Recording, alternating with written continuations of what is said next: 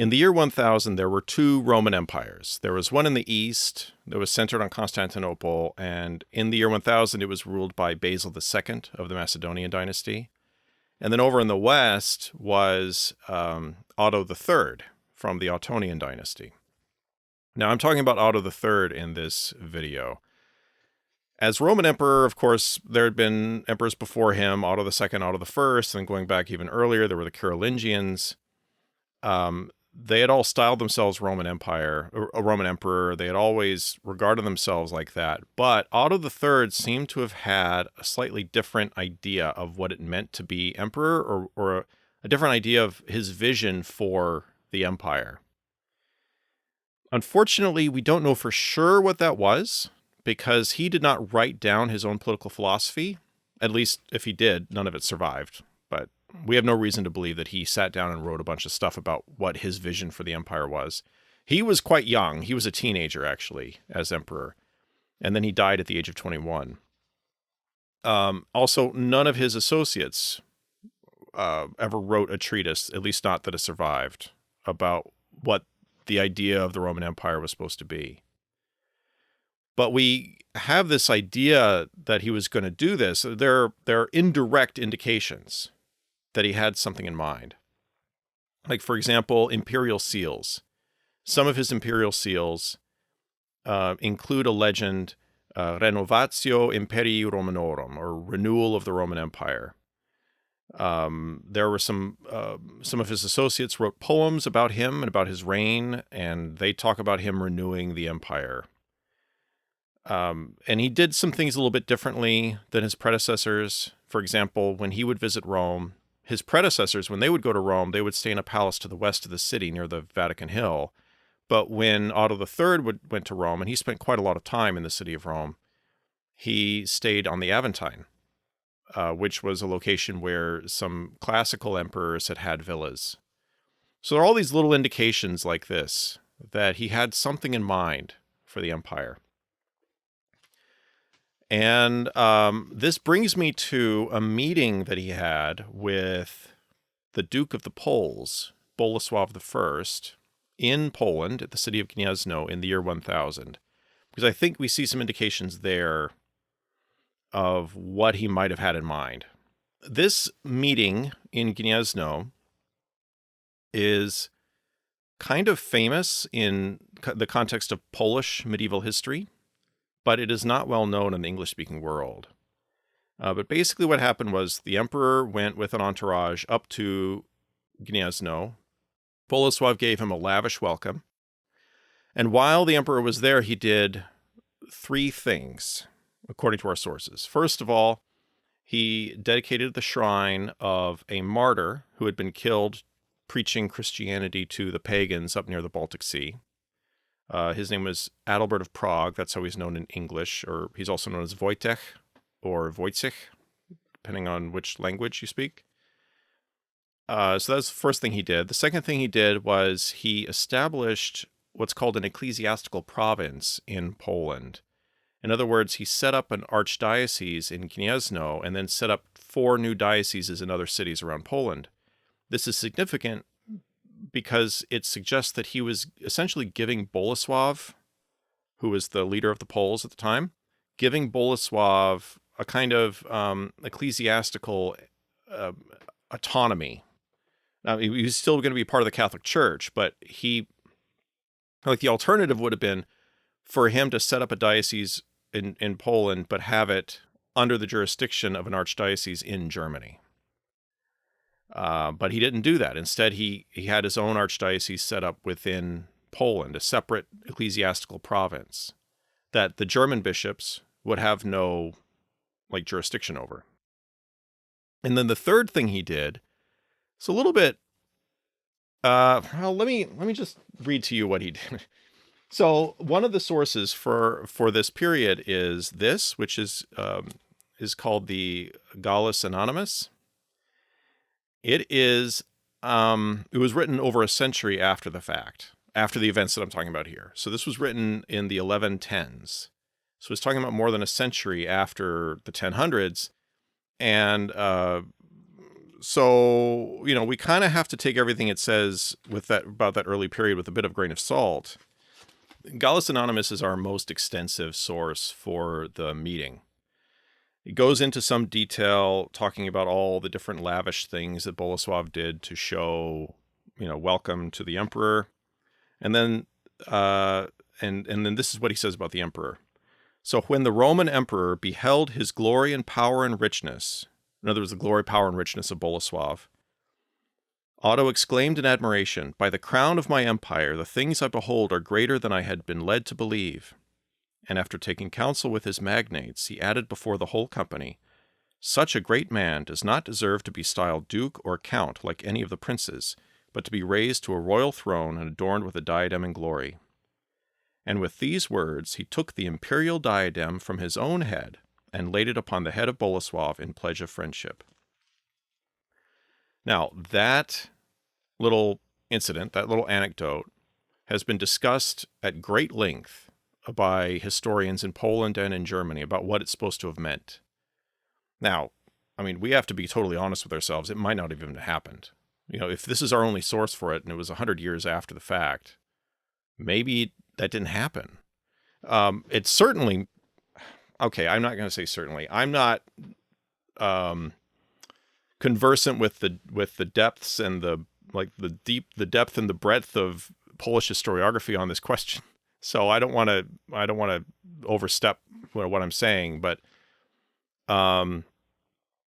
it would appear to me that it's very unlikely that Emperor Otto intended to make Boleslav a king by doing this act. And we know that later on, Boleslav did have himself crowned king in 1025. If, would he have felt the need to do that if he'd already been crowned by Otto in 1000, Another thing about this is let's leave aside the question of whether he was actually crowning him king. I don't think we can ignore that. And some historians who talk about this say that's not really what happened. But they do treat this as an event that actually happened, that he did take the crown off his own head and put it on Boleslav's head. Now, what would that even mean? We have no way of knowing what that would mean, because that's the only time that's ever reported as having happened any time in the Middle Ages, where an emperor or a king takes his crown off his own head and puts it on the head of his vassal. We have no way of knowing how to interpret that. And this is where this is a thing in the history profession. Like if you're doing history, you're doing historical research, this is the kind of thing that happens. You find something in the sources that it's hard to understand what that's supposed to mean. You have your own interpretation for it. You propose that. Someone else has a different interpretation. They propose that. That's really common. If you've ever wondered why we can have so many different biographies of Abraham Lincoln or of James Madison or something, or so many biographies of Napoleon, it's because historians can take the same material that we see in the primary sources and interpret them in different ways, see them in different light. And so, you can never have an exhaustive or complete biography of someone or a complete account that accounts for every possible interpretation of an event. So you can never have the last book on any given topic. Well, a lot of stuff has been written, mostly in Polish, about the crowning, and I can't read Polish, so I can't interpret it. But I can't speak for the historiography. But if we assume that it happened, we can perhaps say that it might be part of this broader idea of Renovatio Imperii Romanorum, that it was part of Otto's vision for the empire was to change the way he dealt with his eastern neighbors, the Poles in this case, and also perhaps the Bohemians and the Hungarians. So let me show you something another source says. This is our other main source for this period in Polish history. This is Tietmar of Merseburg. These two sources have very different perspectives on Boleslav. In fact, when I was getting ready to make this video, I want it to be about both Otto III and Boleslav and their respective goals and what they were trying to achieve, and then how those two different trajectories intersected at Gniezno in 1000. But our main sources for Boleslav I are Tietmar, who hates the guy, and Gallus Anonymous, who loves him, thinks he's great. So I don't know how, like, if these are the only two things we have to go on for what we know about Boleslav. Well, it's not all we have to go on for Boleslav, but it's most of what we have to go on for Boleslav I. What am I supposed to do? Am I supposed to average them out, or am I supposed to trust one or the other? This one's a contemporary, but he also obviously had an axe to grind politically. So I don't know. So I'm not going to talk about Boleslav very much in this video, but yeah, Tietmar did not approve whatever Otto III's policy was toward his neighbors. Tietmar did not approve of that. Now, Tietmar does not come out and say, this is a running theme for this issue, for looking at this event, but Tietmar doesn't come out and say what exactly Otto III's policy was toward the Poles. But he does have this to say. He alludes to Bolesław's father, Mieszko. And he says that Mieszko would never have been so presumptuous as to treat himself as an equal next to Hodo, who was a German nobleman at the time and had some altercations with the Poles. So he says back in Bolesław's father's time, back in Mieszko's time, the Poles knew their place, is essentially what Tietmar is saying. And then he continues on and says, "May God forgive the emperor for making a lord out of a tributary," which very much seems to be a reference to Otto and his relationship with Boleslav.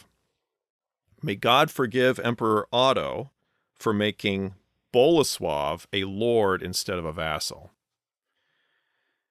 So we have these little hints in the sources. We don't have anything conclusive. We don't have anything comprehensive that tells us what's going on. But we have these little hints that seem to be painting a picture that Otto III had a different idea for the Roman Empire than his predecessors had, where his predecessors had treated the empire as this preeminent thing that everyone else is going to be the vassal to. And then Otto III came along and said, no, actually, rather than treat people like Boleslav as our subordinates, let's treat them as our partners.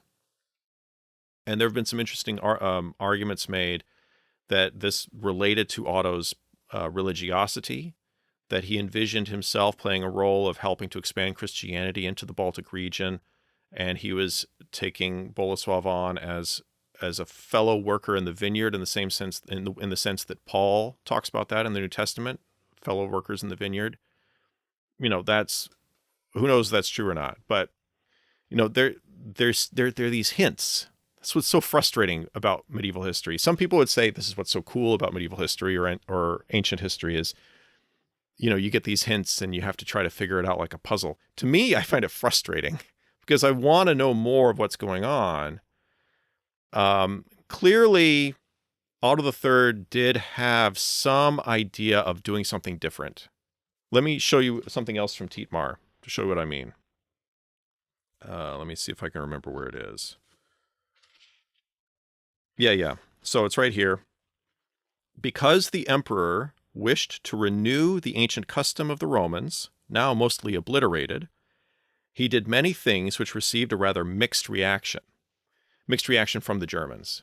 So, the Ottonians, even though they bore the title of Roman emperor, their base of operations was in Germany, and their power did extend down into Italy, and they did have control over Rome intermittently, throughout the period of the Ottonians. But they were culturally German, and then Otto III seemed to have been deliberately imitating ancient Roman customs or perhaps Byzantine customs. So Tietmar, he goes on to say, he dined alone at a semicircular table, which moreover was elevated above the others. And that was one of the things, according to Tietmar, that received a mixed reaction. Now, Otto III's mother was a Byzantine. His father was Otto II, and then he married Theophanu, who was the niece of John Zimisces, who had been emperor in the Byzantine and the Eastern Roman Empire in the 970s. And then Theophanu came to Germany, and she was the mother of Otto III. And then when Otto III became emperor when he was 3, and so during his childhood, his mother Theophanu was ruling on his behalf as regent. And then she died when he was like 10 or 11, and then his grandmother finished up the regency until he was old enough to rule on his own account. And then on top of that, his future bride was a Greek also from the Byzantine Empire. He was slated to marry the niece of the currently sitting Eastern Emperor Basil II. So Basil II had a brother Constantine, who would later become Emperor Constantine VIII. Constantine VIII had 3 daughters. And 2 of them were politically active during the 11th century. There was Zoe and Theodora, I believe, if I remember correctly. Well, Zoe was supposed to marry Otto III. So Zoe, with her entourage, arrived in southern Italy and then received news when they arrived that Otto III had, in the meantime, died of illness. Now, he was succeeded by his cousin, Henry II, who was already married. So Zoe had there was nothing for her to do. So she turned around with her entourage, went back to Constantinople, ended up having a quite sad life, and also becoming empress.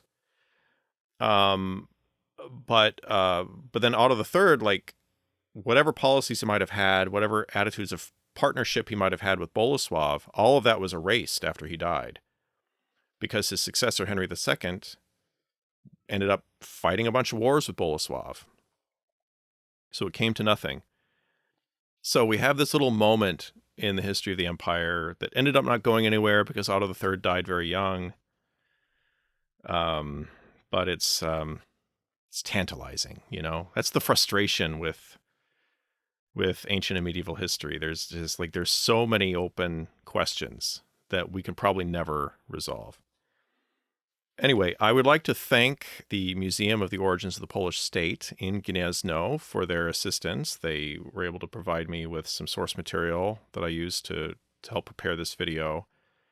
Also, this video is being done in collaboration with 2 other history channels on YouTube, History with Hilbert and M. Laser History. And this collaboration has been organized through funding from a grant from Fulbright, Poland. Now, I'm going to leave links in the description to the Museum of the Origins of the Polish State. And they have their own YouTube channel with some cool stuff on there, so you should check that out. And also to the other 2 videos in the collaboration. So be sure to check those out too. And since I'm giving thanks anyway, I'd also like to express my gratitude to my Patreon supporters for making it financially possible for me to do videos like this. So thank you for that.